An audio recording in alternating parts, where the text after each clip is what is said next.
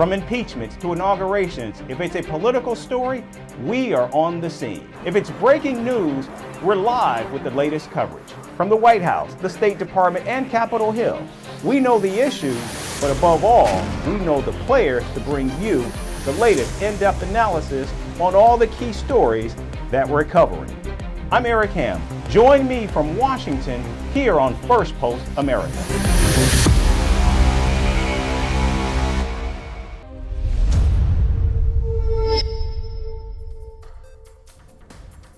Hello everyone, and thank you so much for joining us today.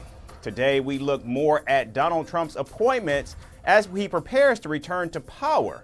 Meanwhile, Chinese President Xi Jinping is expanding his power, this time all the way to Latin America. We have the latest, but first, a look at the headlines. President-elect Donald Trump's Republican Party will now control both chambers of Congress after securing the 218 votes needed to win the House of Representatives. The last time the GOP controlled the presidency, the House, and the Senate was also under Donald Trump from 2017 to 2019. The United States bombs multiple weapons storage facilities and military equipment of the Yemen-based Houthis. The bombings were in retaliation for cruise missiles launched at 2 U.S. Navy ships on Wednesday. The United Nations nuclear watchdog chief Rafael Grossi visits Iran to negotiate restarting nuclear talks with the United States. Grossi met the Iranian president and urged him to keep the lines of communication open with Washington. The Philippines evacuates over 24,000 people from its northeastern provinces ahead of Super Typhoon Usagi's landfall. The Category 4 storm will be the fifth hurricane to hit the Philippines just this month. And the Canadian city of Brampton bans protests outside places of worship. The move comes after Khalistani extremists attacked Hindu devotees in the city just 2 weeks ago.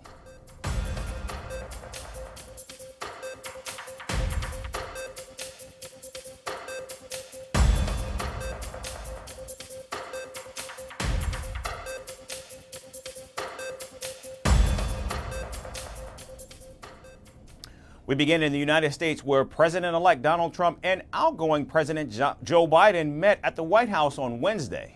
The two leaders advocated for a smooth transition of power in a nearly 2-hour meeting, a formality that Donald Trump did not offer President Biden himself back in 2020.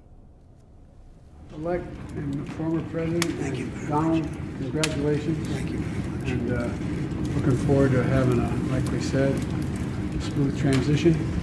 Do everything we can to make sure you're accommodated, what you need. And we're going to get a chance to talk about some of that today. So good. Welcome Thank you back. very much. And thank you very much. And politics is tough, and it's in many cases not a very nice world, but it is a nice world today, and I appreciate it very much. A transition that's so smooth, it'll be as smooth as it can get, and I very much appreciate that, Jim. Now, the meeting marks the first time the Republican leader set foot in the White House in 4 years. After a quick photo op, the two men discussed national security and domestic and foreign policy issues. Was indeed very cordial, very gracious, and substantive. And I mentioned at the top, national security was discussed, domestic policy issues were discussed. Everything that I'm saying is sanctioned, if you will, by the president. He wanted you all to know that the president-elect, again, was gracious, came with a detailed set of questions. It was, again, substantive.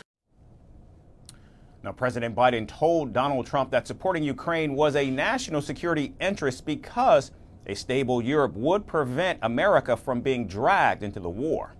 Now, throughout his campaign, Donald Trump vowed to end the Russia-Ukraine war as soon as he becomes president. Both men also discussed the situation in Gaza, where several Israeli hostages are still being held captive by Hamas. Biden reinforced his view that the United States standing with Ukraine on an ongoing basis is in our national security interest. And it's in our national security interest because a strong Europe, a stable Europe, standing up to aggressors and dictators and pushing back against their aggression is vital to ensuring that we don't end up getting dragged directly into a war. This is a topic, obviously, the American hostages being held in Gaza that President Biden and President Trump covered today, but we have not had the opportunity to engage with the incoming team yet. According to the White House, Donald Trump's new chief of staff, Susie Wiles, briefly joined the meeting as well. And reports say that billionaire Elon Musk, who has been appointed to help the Trump administration cut federal expenses, was with the president-elect on the plane as they headed to Washington. Meanwhile, Donald Trump's wife, Melania Trump, did not accompany him to the White House, bucking a tradition where the wife of the president-elect and the current First Lady have tea while their husbands meet. Instead, First Lady Joe Biden stood next to Joe Biden to welcome Donald Trump and handed him a handwritten letter addressed to Melania Trump. The letter expressed the First Lady's willingness to help Melania Trump with the transition. Now, it's unclear whether Vice President-elect J.D. Vance will meet Kamala Harris, who as of right now has not invited Vance for a transition meeting. And staying with the Trump transition, President-elect Donald Trump has picked former Democratic Congresswoman Tulsi Gabbard to be the next director of national intelligence. If confirmed by Congress, she will oversee 18 spy agencies and act as the main advisor to Donald Trump, the National Security Council, and the Homeland Security Council of Intelligence Matters. Gabbard's appointment has stunned critics as a Democrat turned Republican has been accused of amplifying Russian propaganda in the past. How nice is it that in the Republican Party in the last few months, we've traded Liz Cheney for Tulsi Gabbard, right? That's a hell of a trade. Now, the 43-year-old was born in American Samoa and has European and Samoan ancestry. Gabbard was a child when her family moved to Hawaii, where her mother eventually started practicing Hinduism.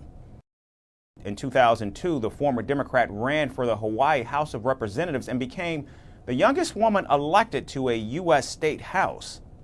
In 2003, Gabbard joined the Army National Guard and was deployed to Iraq in 2004 and Kuwait in 2008 in both medic and civic roles. The major turning point for Gabbard came in 2012 when she became the first Hindu to be elected to the U.S. House of Representatives. In 2015, Gabbard made headlines for criticizing former President Barack Obama for not calling out Islamic extremism in the Middle East. After serving in Congress for 8 years, Gabbard took her shot to become the Democratic presidential candidate in 2020. Her campaign mostly focused on foreign policy, which opposed military-led foreign interventions. Now, interestingly, Gabbard's candidacy was widely celebrated by Moscow-based media outlets and publishers supportive of the Kremlin. Gabbard eventually withdrew from the race and left the Democratic Party in 2022, accusing its leadership of wokeness, anti-white racism, and warmongering. She also blamed NATO and the Biden administration for Russia's invasion in Ukraine. This year, Tulsi Gabbard endorsed Donald Trump's re-election bid and joined the Republican Party last month.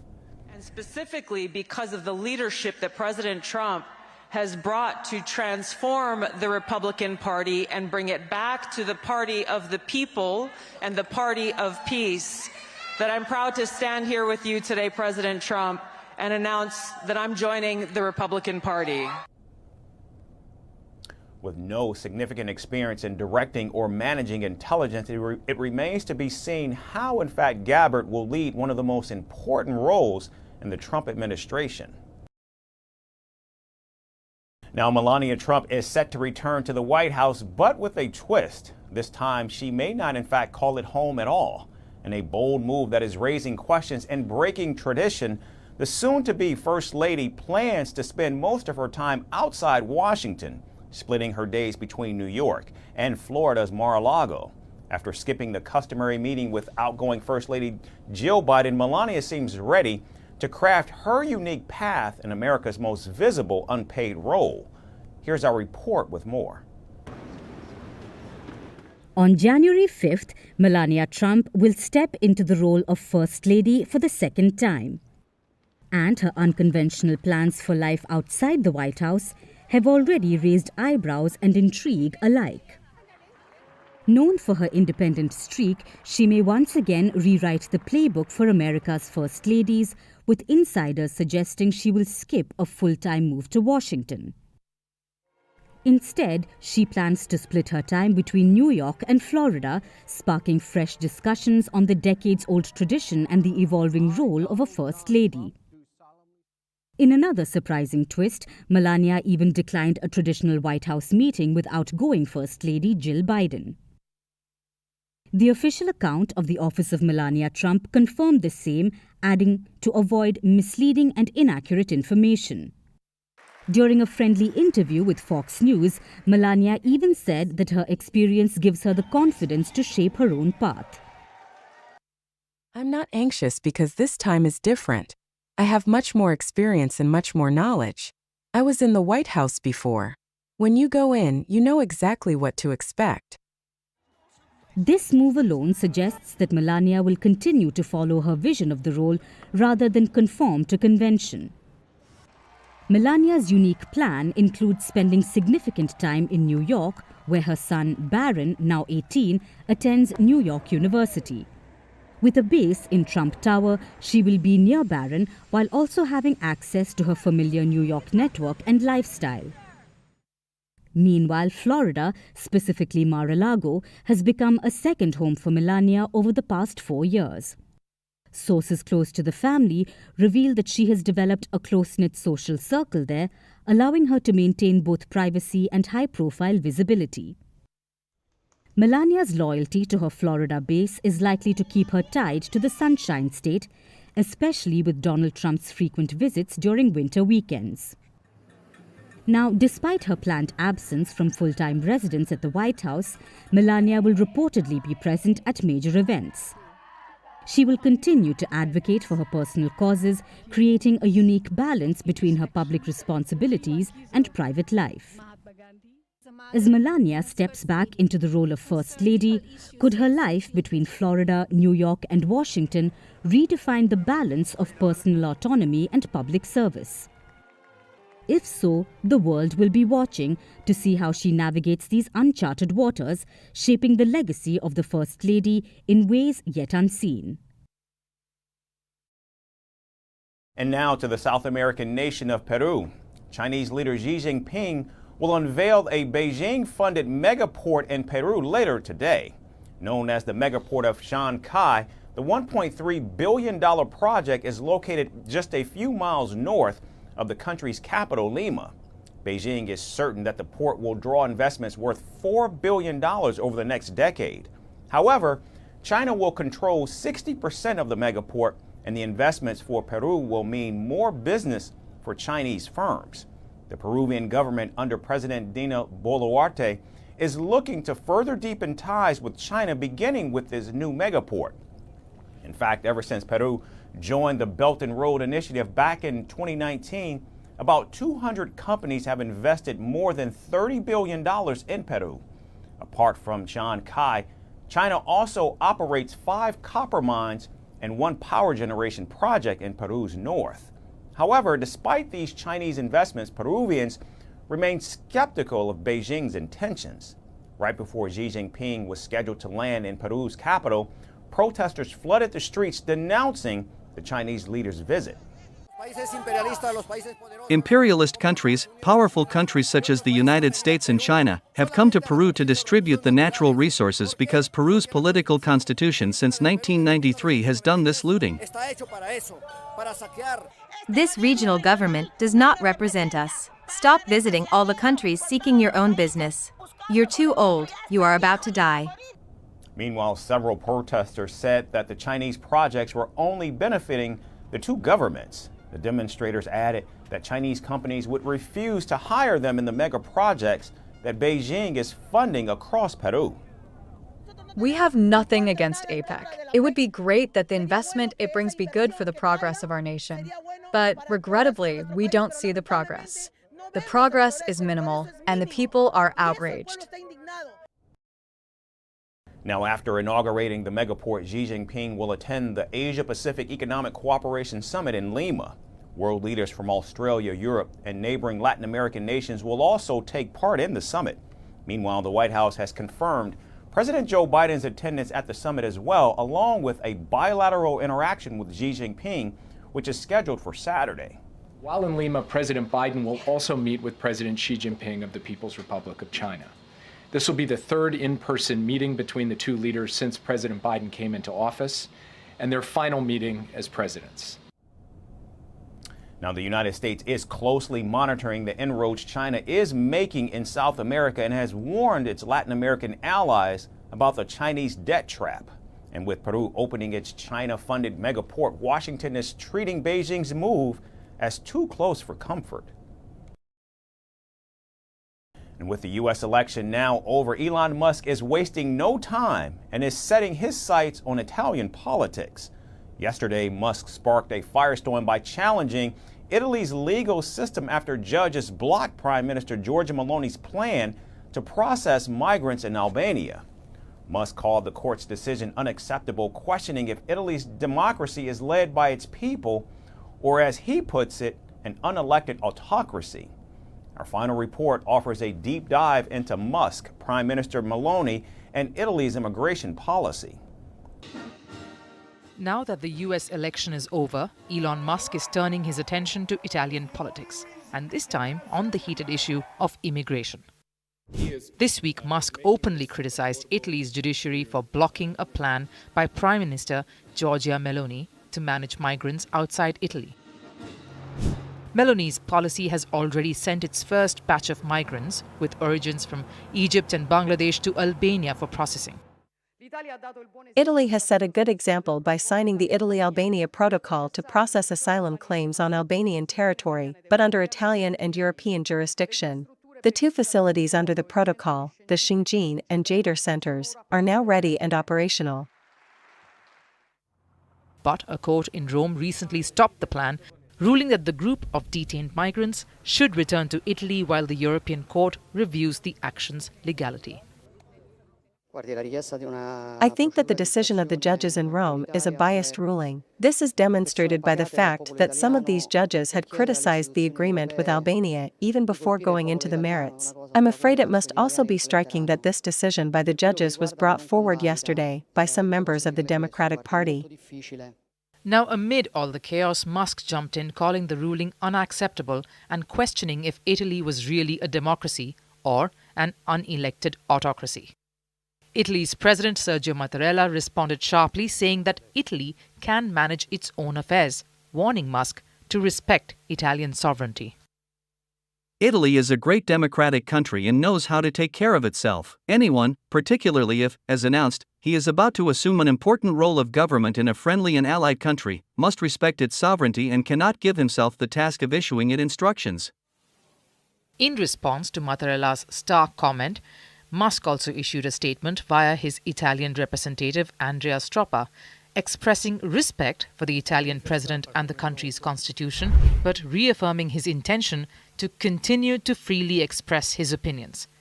Now, even though Meloni's office did not respond to a request for comment, a government undersecretary said that Meloni's party, Brothers of Italy, has always been attentive to the issue, rejecting any attempt of foreign interference in our internal affairs. Elon Musk and Giorgia Meloni's relationship is not new. The duo have appeared together at several events before. They have talked immigration, technology, and even population decline. Some call them political allies, despite their dating rumors. Look, I don't know what exactly political commitment means. Certainly, Tesla CEO Elon Musk is a person who has taken sides in the election campaign. Donald Trump, like thousands of others, has taken sides in the American election campaign on both sides. That it is within the right of citizens to take sides in election campaigns. After that, I can tell you that I consider Elon Musk an added value at this time, a person who has certainly done some extraordinary, important things. I think that he should and can be an interlocutor, a person with whom you can engage. Now, with the European Union's laws under review, Meloni's team is defending the Albanian processing plan. But Italian judges are challenging it, claiming EU rules don't support designating Albania as safe for all migrants. The problem is not Albania. The problem is much broader because basically what the judges are saying is that there are no safe countries, so I am officially communicating that the problem is not in Albania. The problem is that nobody can ever be repatriated again. The problem is that you can't turn people away. The problem is that you can't make any policy to defend your borders. As Musk gears up for his new government role in the US, he has made it clear he's watching Italy and rooting for Melania's immigration plan to succeed. Will Musk's backing make a difference? It's anyone's guess, but it's for sure adding fuel to Italy's already fiery immigration debate. That's our show for today. Thanks so much for tuning in, everyone. We hope to see you right back here again tomorrow. Thanks again for watching.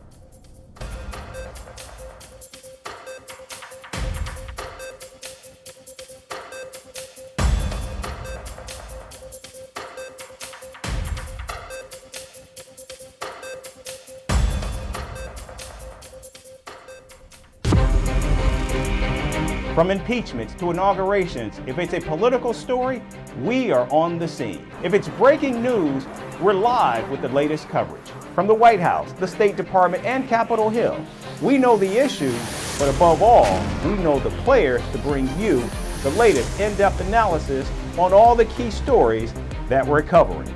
I'm Eric Ham. Join me from Washington here on Firstpost America.